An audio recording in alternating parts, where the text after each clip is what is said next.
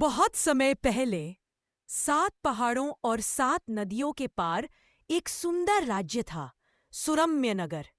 यह राज्य ऐसा था जैसे सपनों से बुना गया हो। वहां के बगीचों में दिन रात इंद्रधनुष खिला रहता और रात को आसमान में चांदनी ऐसी चमकती कि फूल भी सोते समय गुनगुनाते। राजा वीरेंद्र सिंह और रानी मृदुला इस राज्य के शासक थे। उनके पास 2 अनमोल बेटियां थीं, राजकुमारी चंचला, जो हमेशा बातें करती रहती, यहां तक कि तितलियों और पंछियों से भी, राजकुमारी सौम्या, जो बेहद शांत थी पर उसकी खामोशी गहरी नदी जैसी थी। दोनों बहनें बिल्कुल अलग थीं पर एक दूसरे के बिना अधूरी थीं। महल के पिछवाड़े में एक जादुई बगीचा था। वहां बोलने वाले तोते, नाचने वाली मछलियां और चमकने वाले गुलाब खिले रहते। सुबह होते ही चंचला भागकर बगीचे में जाती और तोते से बातें करती। अरे तोते महाराज, आज आपकी आवाज तो रानी माँ की बांसुरी जैसी लग रही है। तोता खिलखिलाकर बोलता। राजकुमारी, आप तो हमसे भी ज्यादा बोलती हैं। वही सौम्या चुपचाप तालाब के पास बैठ जाती। उसकी खामोशी इतनी गहरी होती कि मछलियां उसके पास आकर लहरों से खेलती। कभी कभी चांदनी में फूल उसके पैरों पर गिरते, जैसे उसे प्रणाम कर रहे हों। लेकिन एक दिन राज्य में अजीब सन्नाटा फैल गया। जंगल से खबर आई, एक दुष्ट राक्षस आया है। उसकी शक्ति थी आवाज चुनाना। जो भी उसके सामने बोलता, उसकी आवाज हमेशा के लिए कैद हो जाती। गांव वाले डर गए। नदियां गुनगुनाना छोड़ बैठी। पक्षियों ने गाना बंद कर दिया।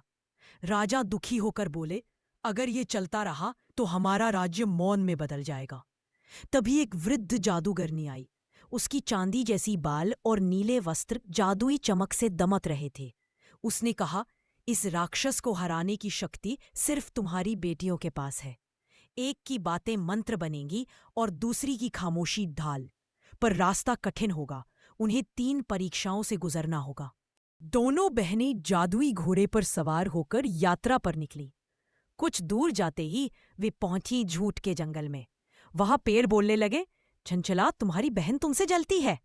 सौम्या, तुम्हारी बहन तुम्हें कभी समझ नहीं सकती। ये बातें सुनकर चंचला परेशान हो गई। वह चिल्लाई, नहीं, ऐसा नहीं है। लेकिन सौम्या ने खामोश रहकर बस अपनी बहन का हाथ कसकर थाम लिया। उसकी आंखों ने कहा, ये सब भ्रम है।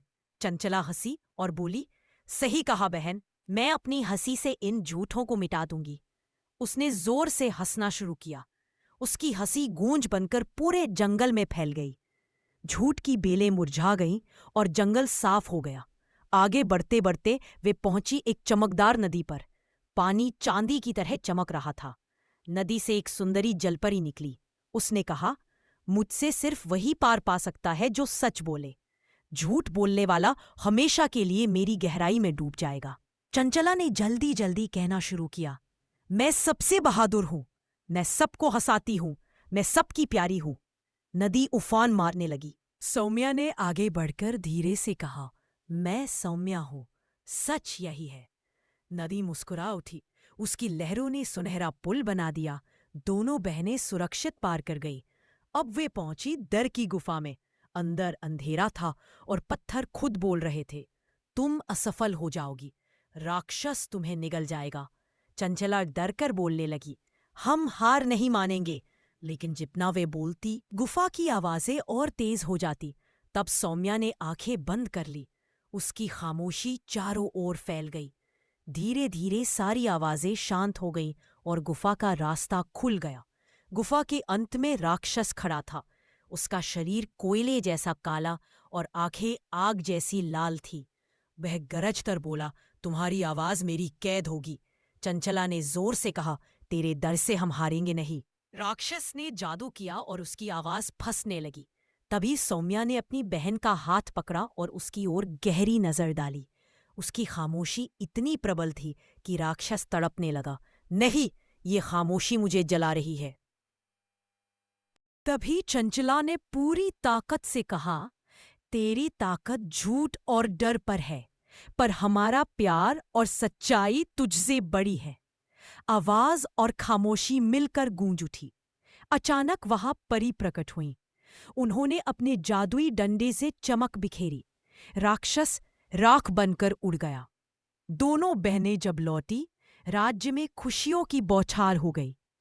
पक्षी फिर से गाने लगे, नदियां फिर से गुनगुनाने लगी। परी ने आशीर्वाद दिया, चंचला की वाणी और सौम्या की खामोशी अब हमेशा लोगों को संतुलन सिखाएगी। राजा रानी ने बेटियों को गले लगाया।